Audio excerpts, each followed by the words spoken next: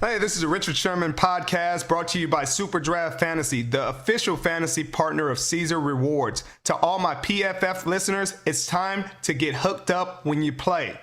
Get a $10 bonus when you deposit 10 by using the code PFF at registration. Just download Super Draft and start playing games like Super 15. Get your hands on some cash prizes, Caesar Rewards credits, and more. We're even hooking you up with free PFF Elite subscription when you sign up. Just download the Super Draft app on Apple or Play Store. Use the code PFF when you create an account, deposit $10, and get a free PFF Elite subscription. The offer is only eligible for new accounts. Super Draft paid fantasy contests are available in 34 states. Must be 18 or older to play. Paid contests in most states. Visit superdraft.io for all eligibility restrictions. Well, I'm the best corner in the game. Don't you ever talk about me. Picked off. It is Richard Sherman. It's picked off by Sherman. Now, buckle up. Here he goes. And it is intercepted by Richard Sherman. Broken up. Picked off. This game is over. All right, welcome to the Richard Sherman podcast. Another week. We've had some breaking news this week, Mitchell. I got to break Bobby Wagner to the Rams, which broke a lot of Seahawks fans' hearts. It probably frustrated some of the NFC West to know that he's staying in the conference, but it made me really happy. Really happy for my friend. Negotiated over $100 million worth of contracts himself. Nothing like it. Man, that's first and foremost, that is amazing for Bobby. It's funny, man, because a bunch of people were texting me too. Oh, he's going to Dallas. He's doing this, and this. I'm like, I just bit my tongue. I'm like, he's definitely not going to Dallas. You know, this is all just smoke and mirrors at this point. But yeah, man, that is awesome. I got to ask, Rich, how does it feel to be on the other side of the fence? You're the one breaking the news. It felt crazy because you got to wait for all the details. You know, the Baltimore Ravens were in all the way until the umpteenth hour, to the last hour, to the 11th hour. And they really made a strong offer to him at the end, you know, but I think just being close to home and being comfortable in the NFC West and, you know, there's a little bit of bitterness there, you know what I mean? Playing, sure. You know, about what happened in Seattle. You know, obviously he feels great about the city and will make that his home forever, but, you know, it was wrong how they did him. And, you know, you expect better for franchise legends, and he wasn't. So, you know, there was all those factors in there, and I think he made the best decision for him and his family, and he gets to play in LA, play at home, you know, for the first time, and that's a really cool story. Richard, how much, I mean, obviously you did the same thing. I guess similar, you know, scenario with Bobby. Obviously you had the injury and they cut you prior to camp, but you know, you decided to go to the 49ers, and I'll never forget where I was when you texted me, I'm going to the 49ers. And I'm like, Richard, are you freaking crazy? Like that, this is arch enemy, division rival. Here we are. And, you know, the Rams are in that same category. Everyone hates the Rams. I remember you knocking the living heck out of Jared Goff years ago. And if you wouldn't have got him, Cam would have killed him. But, you know, and those were the rivalries. So you went to the 49ers, he goes to the Rams. I guess put yourself as a 12th man right now. Like, what do you think's going through the 12th man right now? I can't imagine. I really can't imagine. You know, I mean, I don't think they could have ever envisioned a time in the franchise where you cut Bobby Wagner after a Pro Bowl season, you trade Russell Wilson away, you know, but he obviously had conversations and, you know, made his list of teams that, you know, preferred destinations, et cetera, et cetera, et cetera.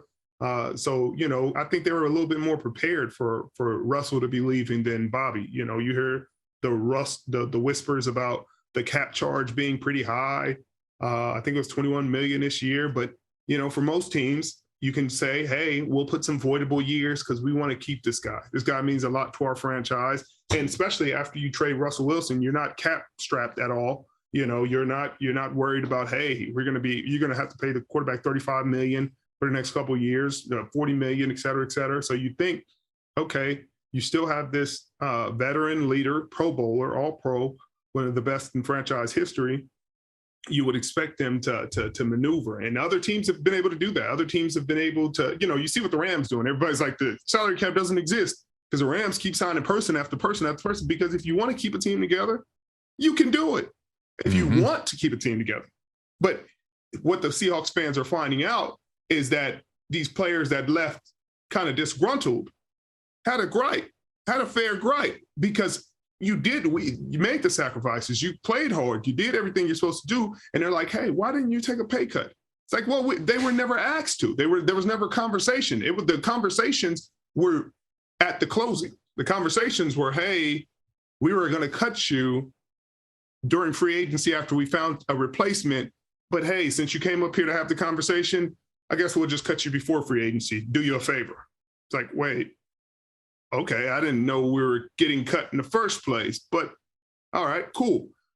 Thanks for telling me, and I'd like you to just cut me down. We do it this way, and so that's the part where you're like, hey, at what point? Who do you do? Like, who are they going to treat like a franchise letter? Who are you going to treat good? Who's going to go out great? Who's going to go out and be like, hey, they did him really right. They really treated him. The Seahawks treated him fantastic. Like, who are you going to, maybe T. Lockett? That's going to be the guy that you let, right, go out the way he should. Bobby just screams Ray Lewis to me, man. I always thought he was going to be, a Seattle Seahawk for life, and I was dumbfounded and shocked to hear that, they were cutting him in the first place. But what does he bring to the Rams? I mean, you couple him now, you got a stellar middle linebacker behind probably the best player in football in Aaron Donald. What does this do for Bobby? How much better, how much can he elevate his game playing behind somebody like Aaron Donald? Oh man, it's gonna be incredible. It's gonna be incredible for both of them. Aaron Donald is obviously who he is. 8-time Pro Bowler, 8-time or 7-time All-Pro. But Bobby's, he has 3 Defensive Player of the Years. But Bobby's credentials is nothing to sniff at. He does a great job getting off of blocks. He does a great job covering the special routes. He makes them a lot more versatile on defense, a lot more dynamic. I think linebacker was one of their biggest weaknesses for years, and they were still able to win the Super Bowl. And I think he eliminates one of those weaknesses. Obviously, losing Von Miller and that pass rush ability is something they're gonna miss. But I'm sure they're gonna find a way to draft a guy and try to get some kind of production. Obviously, not Von Miller level production, but some kind of pressure on the quarterback. But what Bobby brings in terms of leadership and poise and experience, you just can't quantify with numbers. He signed a 5-year, $50 million deal that could be worth upwards of $65 million. What does he have to do to earn that additional $15 million? And how obtainable is that for him? Well, I'd have to go look through it because I didn't get too deep into that. We talked about the guarantees. We talked about some of the roster bonuses and things and some of the deferral language. But I think at the end of the day, it was more of trying to get his guarantee, the first 2-year guarantees, and having the language that if they cut him, he would still get his money, or another team would have to match that money in order for the Rams not to have to pay it. And so those are the important things to him, and those are the things that he was able to get. But I'm sure there's some All-Pro, Pro Bowl, playtime, per game incentives, et cetera, tackles, things like that. But it's a great deal for both sides, and I think it's flexibility. Both sides could get out. The cap will continue to increase, and it'll look like a bargain soon. As a fellow player agent, how would you grade this deal? I would grade it A. Because it's where he wanted to go. You know what I mean? It's a great fit. It's great for the player. It's literally a championship team, the reigning Super Bowl champ. So it's hard to say he could have gotten a better situation. The Dallas Cowboys are a really talented team, but they have their problems. They have their flaws, and I don't think they're a middle linebacker away from winning a Super Bowl. And so I think for everything he wanted to accomplish and everything the Rams wanted to accomplish, they wanted to fix a hole in their defense, to get an established leader, another freaking high caliber, quality player and a quality person. And so I think it's an A+ on both sides. Richard, Vegas just released the most recent odds, the over-under win totals for the season. And, to no shock, really, the Tampa Bay Bucks are at the top of the list, 11.5 wins. But I want to take a look at the NFC West right now, because I think that is going to be an absolute gauntlet with at least the first 2 teams. They pencil the Rams in at 10.5, over under 10.5 wins. The Niners at 10, the Cards at 9, and the Seahawks at 6. given those totals, what do you see? I think it's high for the Cardinals, honestly. I think Kyler had a really good year. I thought they called the game fantastic at the beginning of the year. But I think it's one of those things that the league is starting to catch up to, and they caught up to it at the end. They struggled all the way down the stretch, probably the last 5 or 6 games. And I don't expect that to change. The tape, unless they come up with different concepts and different ways to manipulate the defense. But Kyler running around and thinking you're just going to quick pass these people, the league catches up to you every time. And it's about evolving. And I don't think the Cardinals were able to evolve last year. So I think it's going to be tough with the 49ers and the Rams. I think they're going to be great teams. They obviously run similar schemes, really talented, uberly talented, 2 of the most talented teams in the league, outside of Tampa Bay and Buffalo, and obviously Kansas City. But I think those are you too. I don't know if it's a gauntlet like it used to be. I don't know if it's, because it used to be the Cardinals could be in play. The Rams are always in contention. The 49ers are in contention. I mean, you've had in the last decade or so, you've had every team but the Cardinals from the NFC West go to the Super Bowl, and a couple of the teams go twice.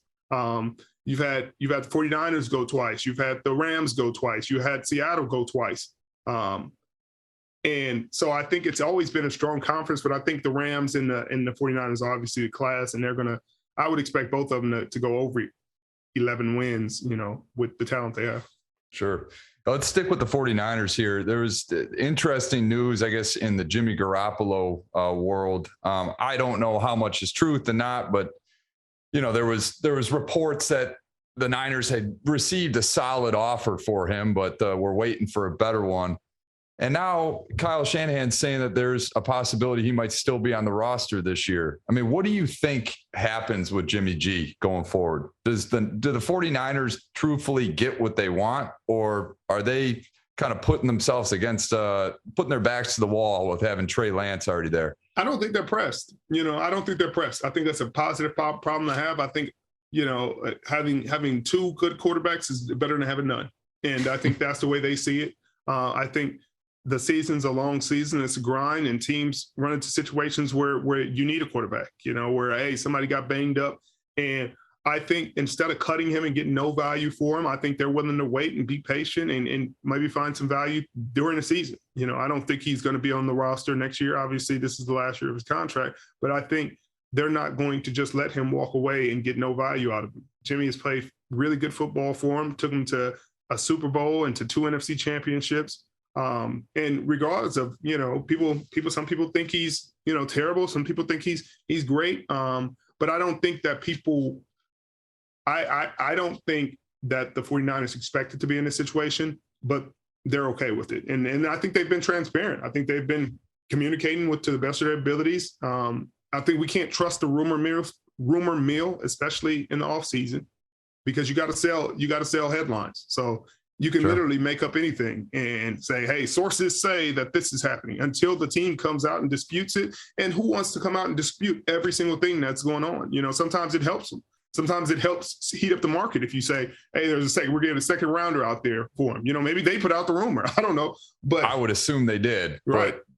But Richard, if there's any professional out there that is carbon fit for this role and will accept it like a professional, I feel like it's probably Jimmy G. I mean, we look in Cleveland, where now Baker Mayfield is taking a back seat to Deshaun Watson, and he's not taking it very well. The Browns want a first-round pick. That's not going to happen.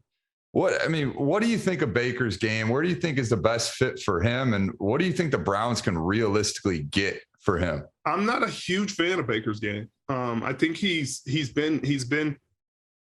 rated right where he's supposed to be, and I can't say he's underrated or overrated. I think people see him as exactly what he is. I think in his best year he was pretty good, and every other year he's been average. And I think that's been the problem with Cleveland. They've made every excuse in the world for him, but they've had a top 5 O-line. They've had 2 great Pro Bowl receivers. They've had a top running back for at least the past 3-4 years. Their defense has been top 10, and you look up and they're still not having the success you expect them to have with all those things. And you can plug in 10 other quarterbacks and have a different amount of success with those things. You know, I would expect them to go to the Super Bowl or go at least further in the playoffs if a couple of those years. You got Odell, you got Jarvis Landry, you got a really athletic tight end, you got a great running game. I mean, you can't ask for much more in this league. And he had all those things. So you run into situations sometimes where you're like, man, the quarterback didn't get surrounded by enough talent, or he didn't get help. And you can't say that about Baker Mayfield. He got all the help in the world. You got the O-line, you got the run game, you got the receivers, you got the tight end. Like, you got a defense that's top 10. What else can you ask for? Like, do your part. And for you to have gripes like you played all-pro Pro Bowl football and they just decided to replace you out of nowhere, I mean, I hear you, but I don't hear you. What's amazing to me, Richard, is just as like an ordinary fan watching the Cleveland Browns. Like, you watch guys, I grew up watching guys like Brett Favre and, you know, obviously the early stages of Aaron Donald, and you compare him against, you know, some of the quarterbacks out of Detroit, which was like Scott Mitchell and all these like random guys that just carouseled in and out. The ones that are great make the receivers around them so much better, right? I mean, with Brett Favre, he was thrown to like Bill Schrader, and no one knew who he was, but the guy was like a pretty legit wide receiver. Same thing with Aaron Rodgers, elevating all these guys' games.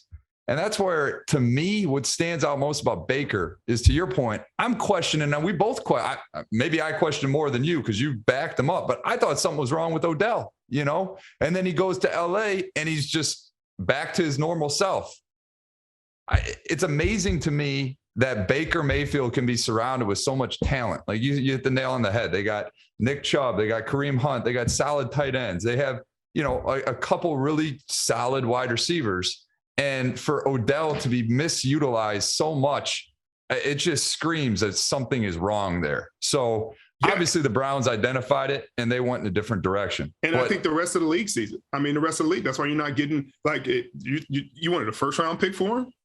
You wanted a second round pick for him. You better hope to get a stale bag of Lay's for him. Like, nobody's going to wait. Nobody's going to wait for Baker Mayfield. Nobody's sitting there like, hey, Baker Mayfield, like, he's going to take us over the top. Nobody's thinking that. Like, maybe he can have a resurgence and turn his career around. Like, cool. Okay. But when people look at your tape and see the talent that you were surrounded with and what you were able to do with it, people aren't saying like, hey, come to our team and take us to the top, because you had all the weapons and all the everything around you and you didn't take them to the top. So it's like, what do you need? You know, it's they blamed everybody but him for so long. They blamed the offensive coordinator, they blamed the head coach, they blamed the receivers, they blamed everything else. And it's like, but then they finally got to the root of the problem. Let's see how Deshaun Watson does there. Where do you think Baker ends up realistically? I mean, is there a shot that he might go to Seattle? They certainly are in the market for a quarterback. Houston? I think they're plan E. You know what I mean? That's deep down their plans. I think Seattle's plan, honestly, and this is just me spitballing and guessing based off the scenario, I think this is a waste year for Seattle. I think this is a waste year. I think they're going to look at the quarterbacks next year. I think they're a really good, what people will consider generational talents coming out next year. The kid from Bama, the kid from Ohio State, Bryce Young, and CJ Stroud. I think they feel real high. They're really high on those quarterbacks. And I think they expect those guys to be around and take the franchise where they expect it to be, instead of just drafting a guy this year to say, hey, you know, we had to draft a quarterback. You know, hey, we had to get one in the first round. You know, I think they're going to do what they can this year to get 7-8 wins. You know what I mean? They're not going to throw the season away in that way, but I think they're putting all their eggs in the basket for next year to get one of those guys to really keep their franchise where it's supposed to be. Next year's draft class at quarterback is certainly looking like a good one. This year's draft class at quarterback, not so much. They're saying it was the worst draft class at the quarterback position since I believe it was when Christian Pounder got drafted first. And that was my draft class. That was your draft class? Exactly. So, you know, I think it was maybe my next one, because we had Jake Locker, we had Blaine Gabbert, studs. Yeah. I think we had those are our first rounders. Cam went 2, but where did Ponder go? Ponder might have been right after us, maybe 12 then. 11 or 12. Yeah. Well, maybe I'm thinking the EJ Manuel draft class. That one of those. A rough one. Yeah. So maybe it's right in line with that. But now they're talking about Malik Willis. Obviously he had a nice showing at the combine. The guy's got an absolute cannon for an arm. And then he, showed out well in his pro day. But, he is not, by, I guess, NFL analysts, draft analyst standards, a surefire top 10 pick. But some of the mock drafts out there are trying to pencil him into that number 2 position.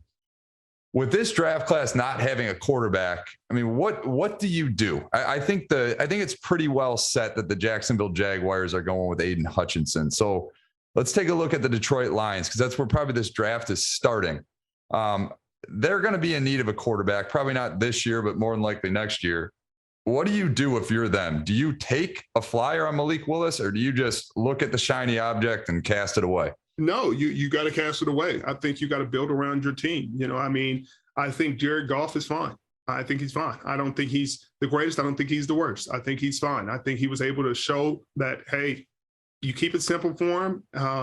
You play to his strengths. He can be effective. They won some ball games at the end that they probably wouldn't have won earlier in the year. And I think you can find a way to get games won if you surround him with a little more talent and play some good defense. I think, do I think he's going to win the NFC North with A-Rod still there? No, I don't. I don't think he's going to do that. But do I think they can get the 7th spot potentially? Yeah, sure. I think they'll be fighting for that 7th spot. But I think they got to continue to build around and expect their franchise quarterback to come the following year. Like we talked about, the next year's draft class quarterbacks are going to be what people desire. There should be a few generational talents there to change a franchise's trajectory.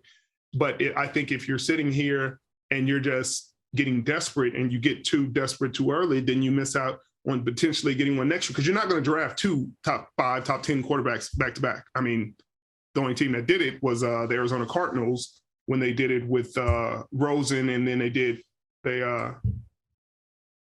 Kyler the next year. Kyler. But that was a different situation. You rarely ever hear about that happening. And I don't think you want to hear about that happening. Usually GMs and head coaches get fired in those situations. But I don't see them. But I think Pittsburgh, there's a lot of smoke about Tomlin watching Malik Willis everywhere he goes, But I think the kid from Cincinnati is going to get some hype and sneak into the first round. Yeah. I mean, Desmond Ritter's a good player as well. It'd be interesting to see where these guys go. I mean, it seems like every year somebody gets obsessed with the quarterback and reaches on him. So not to say Malik Willis might not have a big future here, but he's going to need to probably develop some accuracy along the way.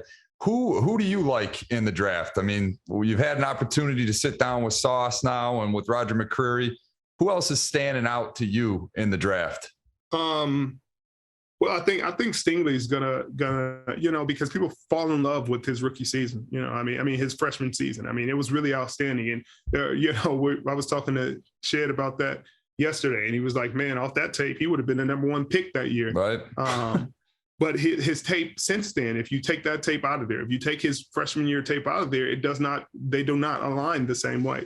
But I think people believe that he can continue to develop. There's been positive chatter out of LSU that he's the second best DB that was ever coached there, and Pat P being the first. And those are some strong words. And if he can live up to that height, and if some team is falling in love with him and just been quiet about it, I can see him going in the top 10. But I think if you talked about having J.C. Horn or Patrick Surtain in this draft, I think you'd be talking about number 1 pick, a corner going number 1 for the first time probably ever, in recent memory. But they're not. But I think that's where this draft isn't as strong as previous drafts, because you don't have anybody outside of Aiden Hutchinson that's a surefire. Everybody was talking about Kayvon Thibodeau until they didn't. People have character concerns and durability concerns, and does he have more than 2 pass rush moves, et cetera, et cetera. And now he's falling out the top 5. Is what it appears. But I don't know. Richard, you're a Pac-12 guy. I mean, Kayvon Thibodeau, I've watched him a couple times. He's stood out a little bit on tape, but do you like his game? Does it concern you that he left the combine early? Would you want someone like that on your team? Nothing about the combine concerns me. I don't care about any of that because it really does not matter at all. I think that's one of those things that it's something to talk about in the offseason, but a guy running at the combine, not running at the combine, participating, not participating, like it's such a BS thing to do. You know what I mean? All these dudes are like, hey, I got to keep jumping through hoops. No, check my tape. I'll run for you at my pro day, and you can draft me or you can not draft me at the end of the day. Like, you're not sitting here like, man, look, this guy, there are guys who had the most amazing combines in the history of football that did not turn out to be great football players. So if those correlated differently, I'd feel differently, but they don't. And so I don't feel any type of way about that. I think he's a good kid. He didn't flash enough for me. He didn't look dominant in any way. I think what's crazy is I think there might be 3 or 4 Georgia Bulldogs in the first round, and that would be pretty crazy. I mean, Georgia, there might be more than that, to be honest. I mean, they're talking about Trayvon Walker, the D end, Jordan Davis, Nakobe Dean, Lewis Seen. I mean, they've got, just on the defensive side of the ball, it's scary. And there's been talks about Jordan Davis climbing the draft ranks as well. I guess some of the concerns with him is his weight. He played at 360 at Georgia. They said that, even during the semifinal college football playoff, he only played something like 35% of the snaps or something like that. I mean, how much does a big guy like that that can't stay on the field more than 2 plays at a time concern you? Not at all. I mean, because you're talking about a D tackle, you know what I mean? The D tackles rotate. Now, Vita Vea is a perfect example of what they thought would be an issue for him. Very similar. And he's dominant, man. He's outstanding. You see, he just got his big payday. He's freaking unbelievable. He's usually 2 downs. At times they leave him on the field for the 3rd down, but they still have the weight concerns and all that. But at the end of the day, the man ran 4.7 at that weight. I think he's comfortable. He carries it well. He moves well. And I think at the end of the day, he's going to do what he's asked to do. Like, if you want him to be out there 50% of the snaps, there's not many D tackles in the league playing more than 60% of snaps right now. So to ask him to play another 5-10 snaps, I think the kid will be fine. Do I think they're going to find a spot for him to say, hey, there's not a lot of 360-pound guys rushing the passer, so you need him to stop the run. 1st and 2nd down, keep the D line, O lineman off the linebacker. He'll be fine in that role, and he'll be a destructive, dominant force and help a team win ball games. So I think he's going to be a top 10 pick. I don't know. I don't think so. How high do you think he could go that you would be comfortable with? I think I'd be comfortable like right around 15. 15? It would be perfect because he's going to be a 10-year player. He's going to be really good. He's going to be stout. He's going to help a defense tremendously. The linebackers are going to love him. But I think in a top 10, you got to have a pick that's impacting almost every play.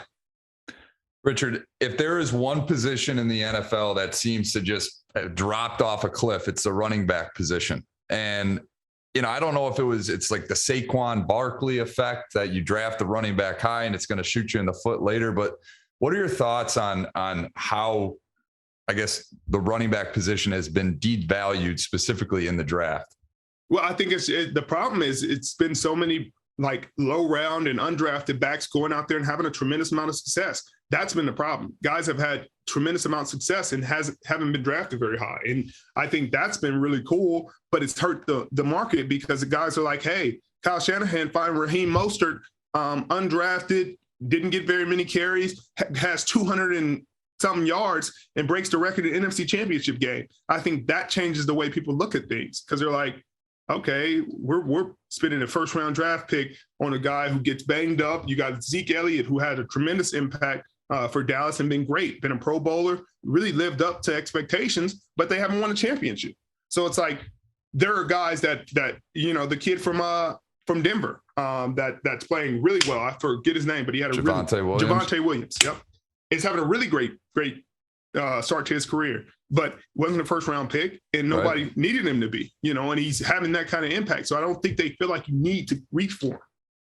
Right. I mean, you look at this year's draft class. I mean, you got my Michigan State Spartan legend, Kenneth Walker III there. You got Breece Hall. You got Dalvin Cook's brother. There's some big names in the draft. And I think if this were 10 years prior, you'd see some of these guys, late first round, like we did with Melvin Gordon back in the day, then 10 years ago. Like these guys kind of slot in that, but now they're being viewed as late second round picks. So it's just crazy to see how times have truly changed. It's been a crazy year, but it's a passing league now. It's a passing league more than it has ever been. And that's what you're seeing in that way. And if they run in the ball, they feel like they can do it with a fifth rounder, an undrafted guy, a guy that they got out of free agency, a $4 million, $3 million back, and get the same production as a $10, $15 million back.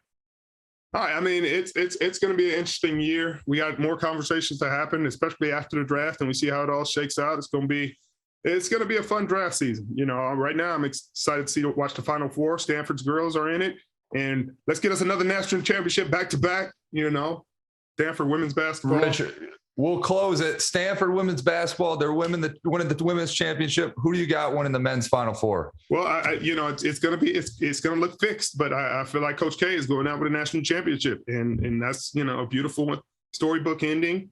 I am mad at it. As long as Paolo Banchero's on my Detroit Pistons at the end of the day, I'll be thrilled. Hey, you'll have to. I mean, you guys are starting to come around. Yeah. I told Cunningham, you did. Your belated birthday presents in the mail. It's a Cade Cunningham jersey for you, Rich. I love it. Hey, this is a Richard Sherman podcast brought to you by Super Draft Fantasy, the official fantasy partner of Caesar Rewards. To all my PFF listeners, it's time to get hooked up when you play. Get a $10 bonus when you deposit 10 by using the code PFF at registration. Just download Super Draft and start playing games like Super 15. Get your hands on some cash prizes, Caesar Rewards credits, and more. We're even hooking you up with free PFF Elite subscription when you sign up. Just download the Super Draft app on Apple or Play Store. Use the code PFF when you create an account, deposit $10, and get a free PFF Elite subscription. The offer is only eligible for new accounts. Super Draft paid fantasy contests are available in 34 states. Must be 18 or older to play. Paid contests in most states. Visit superdraft.io for all eligibility restrictions. All right. Welcome back. You know what time it is. It's that Super Draft Super 15 contest. We're doing the over-unders. I'm going to make it quick. I got Luka Doncic over or under 29.5 against the Wizards. I got him over. I just feel like he's a scorer and he's in a rhythm and he killed the Lakers. So I just got to give him what he deserves. Celtics, Jason Tatum over or under 28.5 versus the Pacers. He's too inconsistent for me. He has to be under that. I'm not believing that he's just going to have an offensive explosion, but he may. It's a hit or miss sometimes with Jay Tatum. Karl Anthony Towns over or under 24.5 versus Nuggets. He's having a really good year, and I think he's hitting the three ball very consistently, but I got him under that. He's going to have an off night tonight. Richard, I like Luka, 29.5 over the Wizards. The Wizards suck, but it's going to be one of those games where, again, the Mavs are going to be up so much. I think they're going to pull Luka out. So I'm going to put him at like 27. So we'll go under. Jason Tatum, the Boston Celtics have been like on a roll of late. I mean, I know they lost the last 2 games, but prior to that, they had claimed the #1 seed in the East, which I never thought they would. But Jason Tatum's a baller. I think he's going to go over 28.5. And then Karl Anthony Towns, I don't know, man. 24.5 seems like a lot of points, especially going against the Joker. I'm going to go under on that. I love it. Obviously, I won last week, and everybody expect me to win this week. So follow my picks. Use the code PFF at registration for your first $5 contest. Free, no credit card required. Offer only eligible for new accounts. Stay tuned. Hit that subscribe button if you're new. Appreciate you guys tuning in. See you next week. Bye-bye. Bye-bye. Traffic.